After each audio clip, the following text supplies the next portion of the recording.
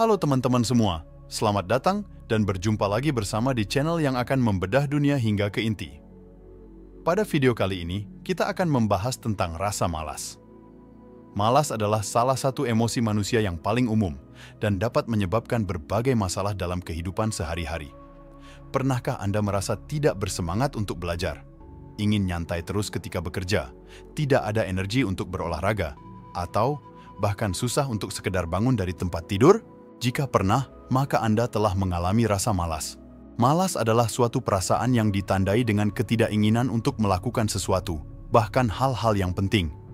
Malas dapat menjadi masalah jika tidak dapat dikendalikan, karena dapat menyebabkan ketidakproduktifan dan kegagalan dalam mencapai tujuan.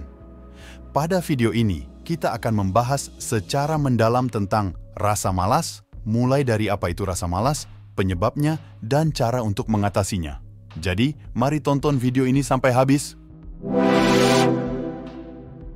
Rasa malas adalah emosi yang ditandai dengan perasaan enggan atau tidak ingin melakukan sesuatu. Rasa malas dapat muncul karena berbagai faktor yang saling terkait, baik internal maupun eksternal. Faktor internal dalam hal ini adalah faktor-faktor yang berasal dari dalam diri sendiri. Faktor-faktor ini mempengaruhi seseorang dari dalam diri mereka sendiri untuk menjadi malas dalam melakukan suatu hal. Faktor internal yang pertama adalah kurangnya motivasi. Motivasi adalah faktor utama yang mendorong kita untuk melakukan sesuatu. Tanpa alasan kuat untuk melakukan sesuatu, kita cenderung mudah tergoda untuk bermalas-malasan. Kurangnya minat, tujuan, atau reward bisa berkontribusi terhadap hal ini. Seperti halnya ketika kita malas belajar karena tidak tertarik dengan pelajarannya, merasa pelajarannya terlalu sulit, atau merasa pelajarannya tidak penting. Ketika bekerja, kita merasa malas karena tidak menyukai pekerjaannya, merasa pekerjaannya terlalu berat, atau merasa pekerjaannya tidak menghasilkan uang yang banyak. Bahkan ketika olahraga terkadang kita malas karena merasa olahraga itu melelahkan, tidak memiliki waktu untuk olahraga, atau merasa olahraga itu tidak penting. Faktor internal yang kedua adalah kelelahan fisik dan mental. Tubuh dan pikiran yang lelah, kurang tidur, atau stres kronis dapat menguras energi dan stamina, membuat kita merasa tidak mampu atau tidak ingin melakukan aktivitas apapun. Hal ini sering terjadi ketika kita malas bangun pagi. Hal ini bisa disebabkan karena kurang tidur, atau kelelahan karena bekerja atau aktivitas sehari-hari. Terkadang, kita juga malas mengerjakan tugas karena merasa lelah atau stres. Atau bahkan, kita merasa malas beraktivitas karena merasa lelah atau tidak bersemangat.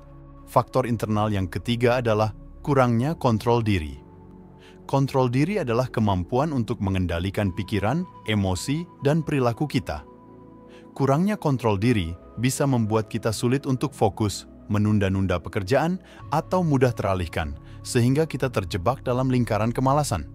Contohnya adalah menunda-nunda pekerjaan karena merasa tidak mampu atau tidak ingin melakukannya. Kemudian, bermain game atau media sosial saat seharusnya belajar, atau bekerja yang membuat kita mudah teralihkan oleh hal-hal yang menyenangkan, sehingga kita tidak bisa fokus pada tugas yang harus kita lakukan. Yang terakhir adalah terlalu sering makan junk food atau camilan yang tidak sehat dan akhirnya membuat kita menjadi lemas dan malas untuk beraktivitas. Faktor internal yang keempat adalah perfeksionisme. Perfeksionisme yang berlebih malah bisa melumpuhkan kita. Takut akan kegagalan atau hasil yang tidak sempurna bisa membuat kita enggan memulai atau bahkan menghentikan suatu aktivitas. Seperti menolak untuk mencoba hal baru karena takut untuk gagal, sehingga kita tidak mau mencoba hal-hal baru yang mungkin akan membuat kita terlihat bodoh atau tidak kompeten. Atau berhenti mengerjakan tugas karena merasa tidak sempurna, karena merasa tidak puas dengan hasil kerja kita, sehingga kita berhenti mengerjakannya. Faktor internal kelima adalah kebiasaan buruk. Lingkungan dan kebiasaan lama bisa mempengaruhi kemalasan seseorang. Sering menunda-nunda, terbiasa menghabiskan waktu dengan kesenangan pasif, atau terlalu mengandalkan orang lain bisa menyuburkan rasa malas.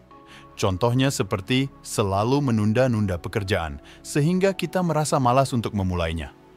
Atau terbiasa menghabiskan waktu dengan kesenangan pasif, seperti menghabiskan waktu dengan menonton TV, bermain game, atau media sosial, sehingga kita tidak punya waktu atau energi untuk melakukan hal-hal yang lebih produktif. Kemudian, terlalu mengandalkan orang lain untuk menyelesaikan tugas kita, sehingga kita tidak terbiasa untuk melakukannya sendiri. Selain faktor internal, terdapat juga faktor eksternal yang berpengaruh pada kemalasan seseorang. Faktor eksternal adalah faktor-faktor yang berasal dari luar diri seseorang yang dapat menyebabkan rasa malas. Contoh dari faktor eksternal yang pertama adalah lingkungan yang tidak mendukung. Suasana yang bising, tidak teratur, atau penuh gangguan bisa menguras konsentrasi dan membuat kita sulit fokus. Kurangnya dukungan atau tekanan sosial dari lingkungan juga bisa berdampak, seperti ruangan kerja yang berantakan yang bisa membuat kita sulit untuk fokus dan mengerjakan tugas, atau ruangan kerja yang bising yang membuat kita sulit untuk berkonsentrasi. Bisa juga adanya tekanan dari orang lain untuk melakukan sesuatu, sehingga kita malas untuk melakukannya. Contoh faktor eksternal yang kedua adalah tugas yang tidak menantang. Tugas yang terlalu mudah atau terlalu sulit bisa memicu kebosanan atau frustrasi, sehingga kita kehilangan minat dan semangat untuk mengerjakannya. Contohnya, kita akan merasa bosan karena tugas yang kita kerjakan terlalu mudah dan tidak menantang. Atau tugas yang terlalu sulit sehingga kita merasa frustasi karena tugas yang tersebut dan kita merasa tidak mampu untuk mengerjakannya. Lalu, bagaimana cara kita menyikapi hal ini agar terhindar dari sifat malas? Berikut adalah beberapa tips yang ampuh agar kita terhindar dari sifat malas. Langkah pertama untuk menanggulangi sifat malas adalah dengan mencari tahu penyebabnya. Apakah rasa malas itu disebabkan oleh faktor internal seperti kurangnya motivasi atau rasa percaya diri, ataukah faktor eksternal seperti lingkungan yang tidak kondusif atau tekanan dari orang lain? Yang kedua adalah berpikir positif.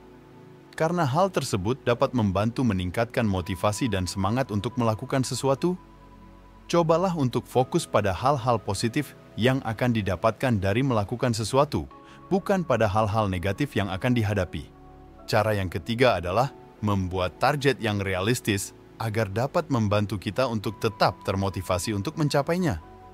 Hindari membuat target yang terlalu tinggi atau terlalu rendah, karena keduanya dapat membuat kita merasa malas. Langkah yang keempat adalah membagi tugas menjadi kecil. Jika suatu tugas terasa terlalu besar dan berat, cobalah untuk membaginya menjadi bagian-bagian kecil yang lebih mudah diselesaikan.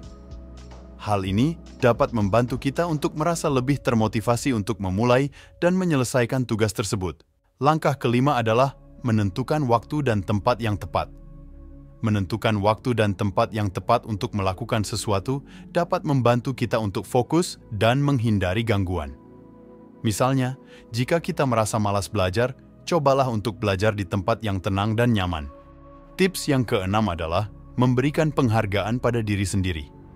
Karena hal tersebut dapat membantu kita untuk tetap termotivasi untuk melakukan sesuatu.